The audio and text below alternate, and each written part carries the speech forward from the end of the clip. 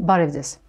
Աշխարհում շատ տարածված արտահայտություն կա։ Բոլոր ձվերը մի զամբյուղի մեջ մի դիր։ Ապահովության մասին այս հորդորը հատկապես տնտեսությանն է վերաբերում։ Երբ երկրի տնտեսությունը բազմազան չէ, այլ կախված է 1-2 հիմնական ճյուղից, կարող է լուրջ խնդիրներ ունենալ տարբեր ցնցումների ժամանակ։ Ավելի ապահով է տնտեսությունը մի եկամտի աղբյուրից տեղափոխել դեպի բազմաթիվ աղբյուրներ։ Դա թույլ կտա ավելի կենսունակ լինել, ապահովել կայուն տնտեսական զարգացում։ Էկոնոմիկսում այսօր տնտեսության դիվերսիֆիկացիայի կամ բազմազանեցման մասին ենք խոսելու։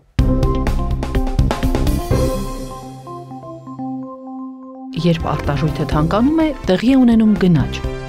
Գնաճն ազդում է երկրի հնայի վրա։ Կարևոր է հնայի ոչ թե անվանական, այլ իրական աճը։ Իրական տնտեսական աճի համար կարևոր է հավասար մրցակցային միջավայրը։ Մրցակցությունը նպաստում է բնակչության բարեկեցությանը։ Ինչպես է աշխատում այս շղթան եւ ինչ դեր ունենք մենք տնտեսական շղթայում։ Պարզ հարցեր բարդ տնտեսության մասին։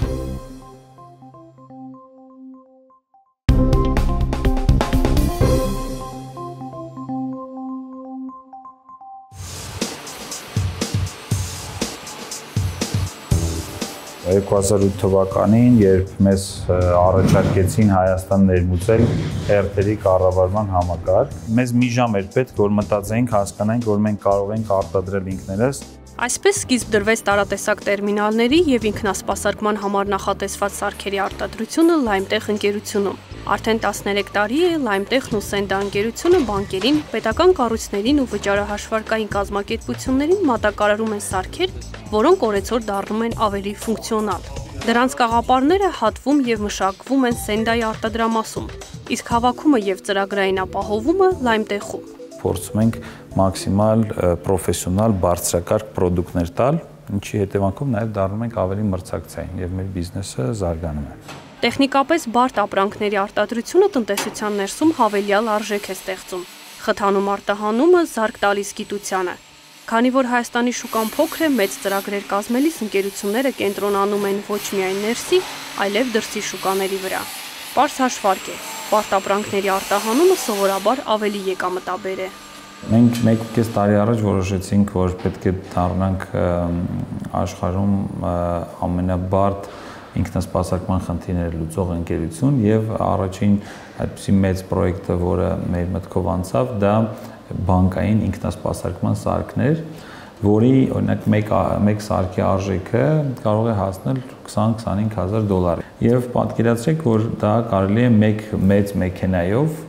մոտ 40-50 հատ նման սարք արտահանել, եթե մենք գտնենք գնորդներ դրսում, եւ մենք սպասում ենք, որ այդ հենց մեծ պատվեր լինի, որը թույլ կտա $500,000-ից $1 միլիոն միանգամից արտահանել։ Ու եթե օրինակ իրան համեմատենք կոնյակի կամ ինչ-որ այլ խմիչքների հետ, որոնք որ արտահանում են մեկ մեքենա, հաշվել ենք, որ մեր ստեղծած այդ մեքենայի մեջ մեկ մեքենայով եթե հաշվենք, ինքը շատ է արժեքը։ Դա նշանակում է, որ քիչ տրանսպորտային ծախսերով հնարավոր է Հայաստանից արտահանել մեծ արժեք։ Վիճակագրական կոմիտեի տվյալներով 2022 թվականի առաջին եռամսյակում Հայաստանի ամբողջ արդյունաբերության ծավալը կազմել է 551 միլիարդ դրամ։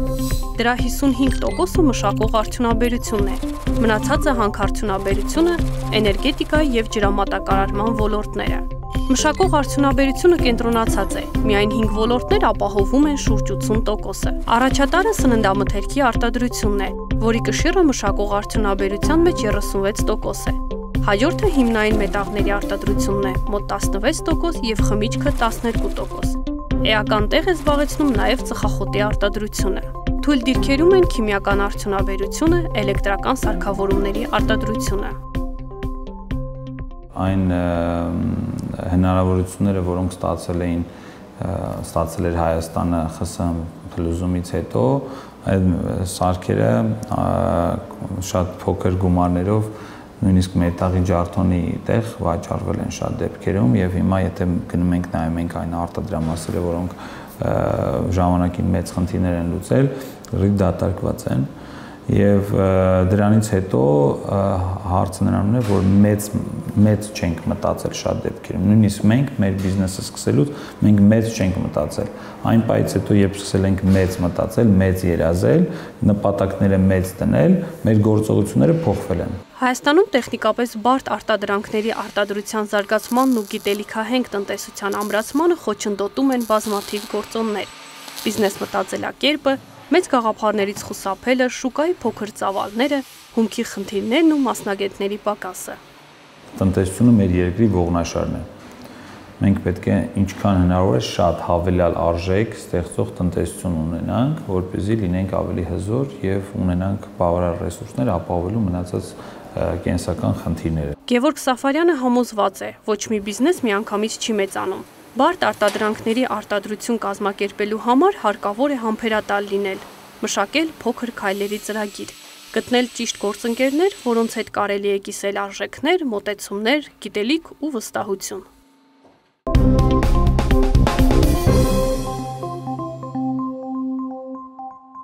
Տնտեսության դիվերսիֆիկացիան ենթադրում է ոչ միայն տարբեր ապրանքների արտադրության, այլ նաև ծառայությունների զարգացում։ Դա տնտեսական գործունեության նոր ոլորտներ կբացի, եւ եթե մի ոլորտը վնասով աշխատի, մյուսի շահույթը կծածկի այդ վնասը։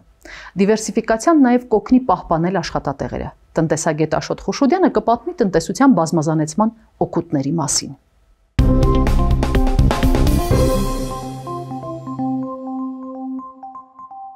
Այսօր կխոսենք տնտեսության դիվերսիֆիկացիայի մասին։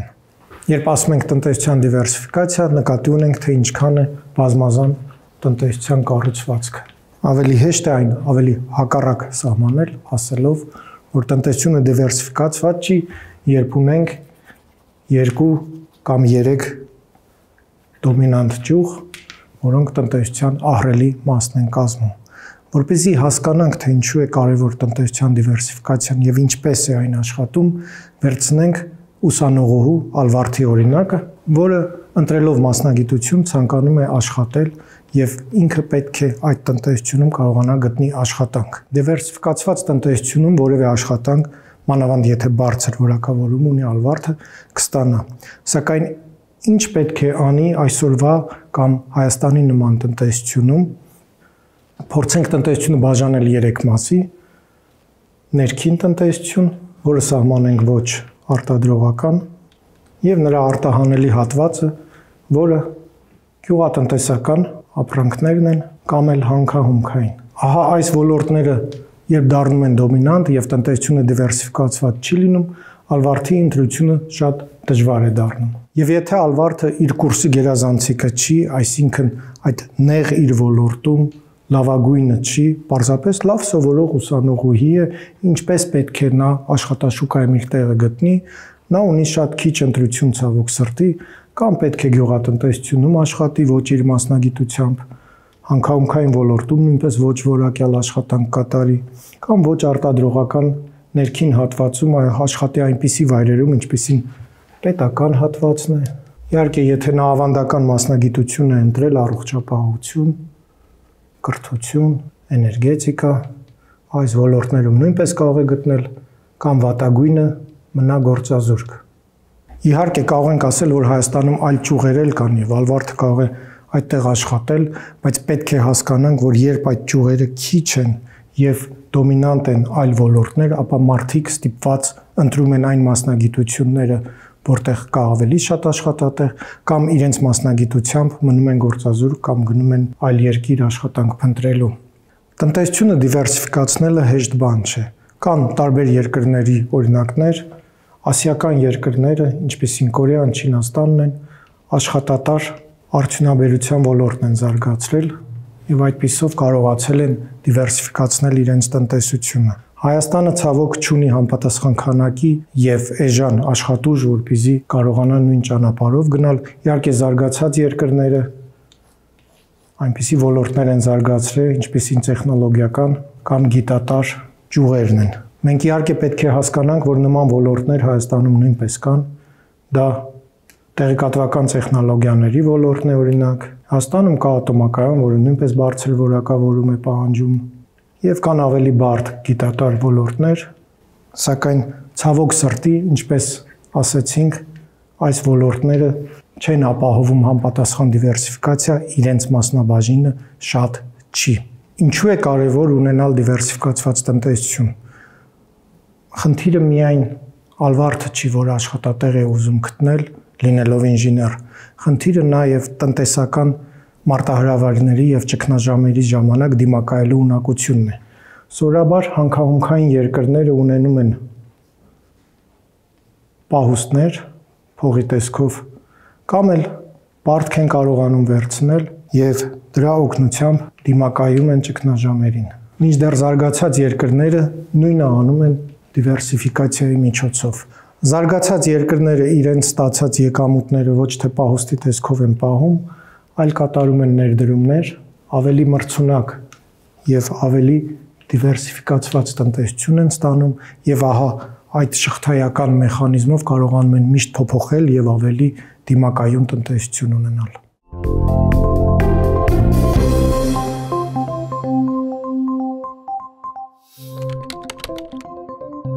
Դիվերսիֆիկացիան չափվում է տնտեսական բարդության ինդեքսով։ Դա ցույց է տալիս երկրի արտադրողական կարողությունները։ Երկրները բարելավում են այս ինդեքսը ավելացնելով արտահանվող ապրանքների քանակը, բարդությունը եւ յուրահատկությունը։ 2019 թվականին տնտեսական բարդության ինդեքսով աշխարհի ամենադիվերսիֆիկացված տնտեսությունն ունի Ճապոնիան։ Նա առաջին տեղում է 1990 թվականից սկսած։ Եռյակը համալրում են Շվեյցարիան եւ Գերմանիան։ Ճապոնիան հայտնի է ռոբոտների, օպտիկական մանրաթելերի, կենսաքիմիական արտադրանքի եւ հիբրիդային մեքենաների արտահանմամբ։ Շվեյցարիան բացի ժամացույցներից, մեքենաներից, բարձրակարգ շարժիչներից ու գեներատորներից արտահանում է ֆինանսական ծառայություններ եւ դիվերսիֆիկացնում է տնտեսությունը նաեւ հետազոտությունների ոլորտում մեծ ներդրումներ անելով։ Գերմանիան բացի դեղերից, քիմիական նյութերից, մեքենաներից եւ էլեկտրոնային բարդ սարքավորումներից նաեւ հողմային տուրբինների խոշորագույն արտադրողներից է աշխարհում։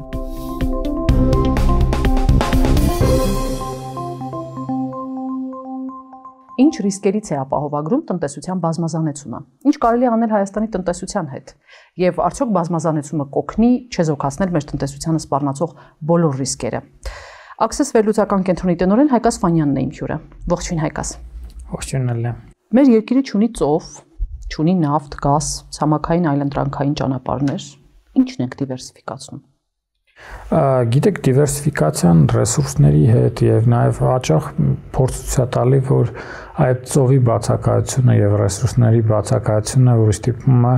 ավելի կրեատիվ լուծումներ գտնել լայն առումով, տնտեսական առումով եւ զարգացնել։ Մենք խնդիր ունենք առաջինը մեր տնտեսության հիմնական խնդիրներից մեկը ավելի բարդ արտադրանք արտահանելն է։ Մանավանդ մենք այդպիսի փորձ ունեցել ենք 2000-ականների սկզբին։ 2019 թվականի տվյալներով այս ցուցանիշը հաշվարկում է Harvard Growth Lab-ը, Հայաստանում արտահանման այդ բարդության, տնտեսական բարդության գործակիցը -0.27 է։ Եվ կառավարության ծրագրով թիրախներից մեկն էլ այդ բարդության գործակիցը բարձրացնելն է։ Փոքր համեմատություն անենք, որպեսզի մեզ լսողները հասկանան -0.27 ինչ է նշանակում, այսինքն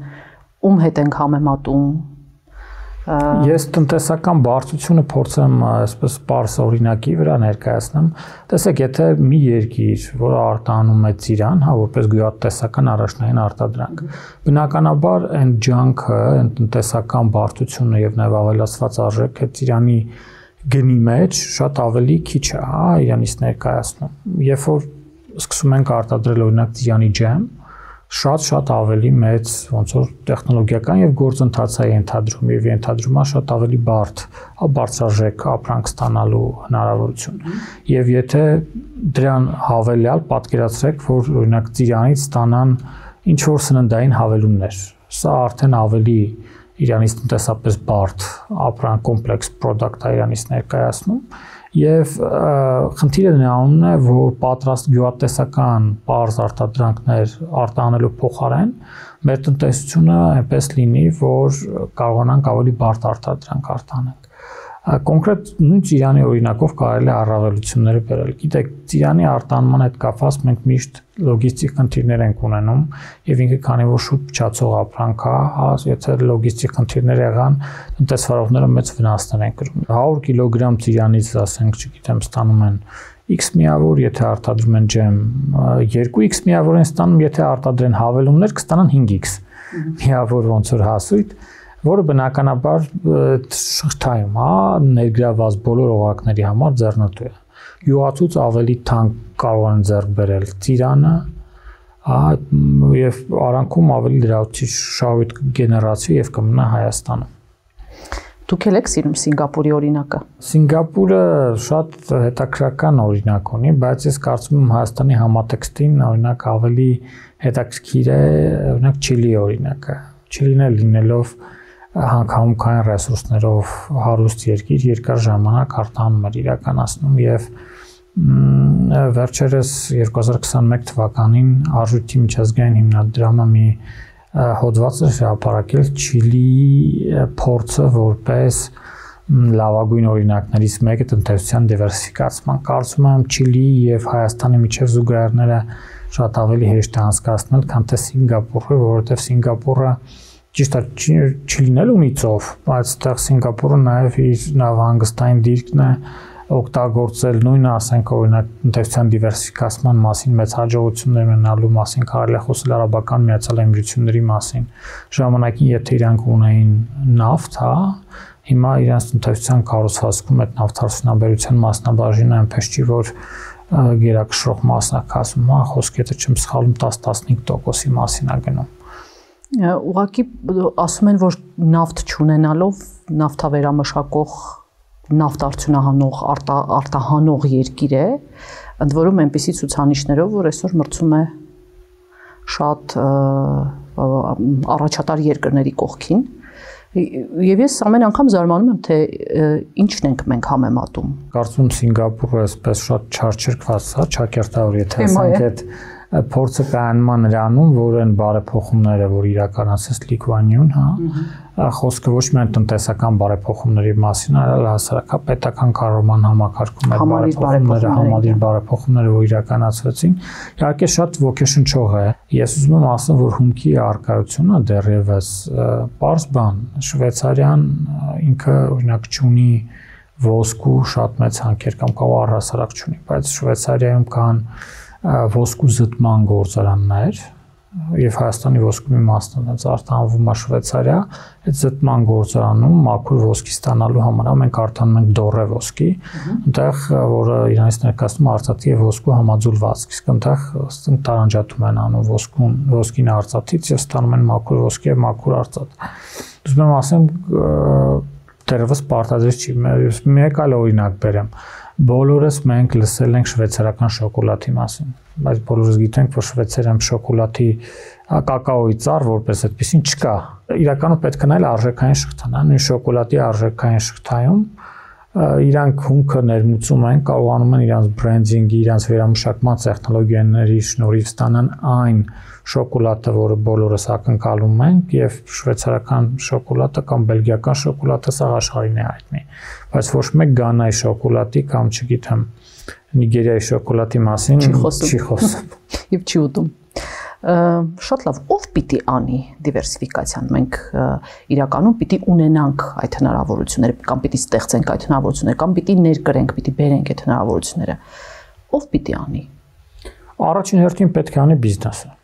Պետությունը կարող է ստեղծել պայմաններ խրախուսել,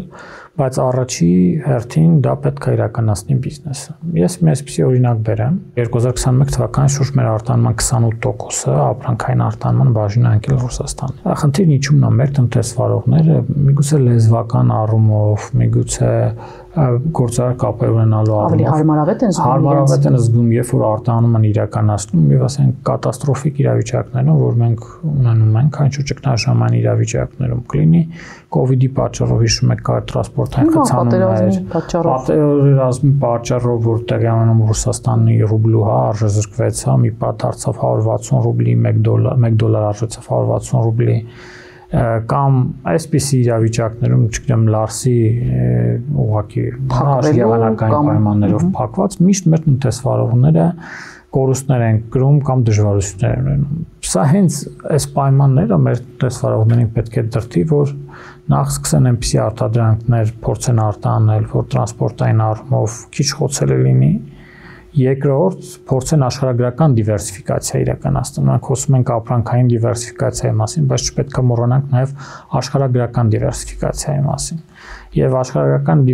դիվերսիֆիկացիային պետք է նաև ուղղվի, երբ որ sense նայում ենք ընդհանրապես միջազգային առևտրի տեսության մեջ կա այսպիսի գաղափար, որ երկրները ավելի հեռավորություն էական նշանակություն ունի եւ նաեւ տնտեսական հզորությունը որտեղ կա։ Մեր համար օրինակ հեռանկարային շուկայի Իրանից ներկայացումը մեր այսօրվա ունեցած արտադրանքով Պարսից ծոցի կամ արաբական երկրներ, արաբները չեն սիրում, երբ որ ասում ենք Պարսից ծոցի երկրներ, արաբական երկրների, ասենք այդ ծոցի երկրների իրանց ասած արտահանման հնարավորությունները պետք է լինի։ Շատ պեսիմիստների եմ լսել, որոնք ասում են, ինչ եք խոսում, Հայաստանի տնտեսությունը հնարավոր չի դիվերսիֆիկացնել, ինչ բարդ արտադրություն, դա հնարավոր չի, մոռացեք դրա մասին։ Գիտեք, մեկ օրվա լուծելիք չի, ոչ էլ մեկ տարվա, ժամանակահատվածը անհրաժեշտ, մենք խոսում ենք երկարաժամկետ գործընթացների մասին։ Ну, մոտավորապես ինչքան 5 տարի, նայեք դիվերսիֆիկացիան շատ չէ, եթե դիվերսիֆիկացիա ասելով ինչ ենք հասկանում, եթե դիվերսիֆիկացիան մենք օրինակ կա Herfindahl Hirschman-ի գործակից, որով չափում ենք կենտրոնացվածությունը, արտահանման կենտրոնացվածություն, կարող ենք չափել, կարող ենք տնտեսության կենտրոնացվածությունը, այն տնտեսության, որը նաև ներքին շուկան սպասարկում հաշվարկել։ Այս առումով բնականաբար այնպես չի, որ մեր դիրքերը այսպես ասած շատ փայլուն են, բայց այնպես չի մենք որ շատ վատ վիճակում են գտնվում։ Այդուհանդերձ քայլեր կա իրականացնելու։ Նույն օրինակ հանքամուտքային արտադրանքի մասով գաղափար կա ամեն դեպս կառավարության ծրագրում ներկայացված, որ անհրաժեշտ է մետաղաձուլարան հիմնել։ Մետաղաձուլարան հիմնելու դեպքում մենք ավելի բարդ արտադրանք, հանքամուտքը ավելի այդ խտանյութը, պղնձի խտանյութը ինքը ավելի պարզ ապրանք Իրանից ներկայացնում պակաս արժեքավոր, քան թե երբ որ օրինակ պատրաստի մետաղ ունենանք, հետո պատրաստի մետաղից հետո երբ որ սկսվի արտադրվել օրինակ մալուխներ, բնականաբար դա ավելի Իրանից ոնց որ բարձրաշեք ապրանք է ներկայացնում։ Նույնիսկ այն հեռավորությունն է այդ խտանյութից պատրաստի մետաղ, ինքը բարդությունը շատ ավելի փոքր է, քան թե պատրաստի մետաղից մալուխ, արդեն մալուխի դեպքում մենք խոսում ենք շատ բարձրաժեք ապրանքի մասին։ Մենք ունեցել ենք այդ փորձը, ճիշտ է, այդ կարողությունները վերացել են։ Մալուխները ես լավ եմ հիշում, համենայն դեպս պղնձի մալուխներ մենք արտադրում էինք։ Մենք արտադրում էինք սովետական միության տարիներին մենք ունեցել ենք այդպիսի արտադրություն, բայց բնականաբար եւ այդ փորձը եւ այդ կարողությունները, որ ունենք, կարելի ասել այս բան չունենք։ Միայն մնացել են թերևս գործարանների կոնստրուկցիաները, բայց բնականաբար ոչ հաստոցները, առավել ևս մարդկային այդ կարողությունները մենք կորցրել ենք անվերադարձ։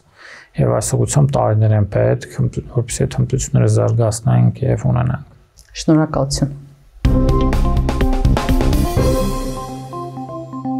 Տնտեսության դիվերսիֆիկացիայի գլխավոր առավելությունը նորարարությունն է, որն իր հերթին խթանում է տնտեսության զարգացումը։ Այս թեմայով ամփոփում ենք Էկոնոմիքսի եթերաշրջանը։ Մենք փորձեցինք պարզեցնել տնտեսության մասին գիտելիքը, որպեսզի կարողանանք ինքնուրույն վերլուծել ոլորտին առնչվող տեղեկությունները։ Պատկերացնել, ինչպես է գոյանում բյուջեն ու բաշխվում հարկերը, ինչու է փոխարժեքը տատանվում կամ գնաճ առաջանում, ինչպես են իրականացվում ներկրումն ու արտահանումը, ինչու է կարևոր տնտեսական մրցակցությունը եւ ինչպես դիմակայել տնտեսական ճգնաժամերին։ Մեզ հյուրընկալված տնտեսագետներն էլ օգնեցին հասկանալ, թե ինչպիսին է մեր երկրի տնտեսությունը։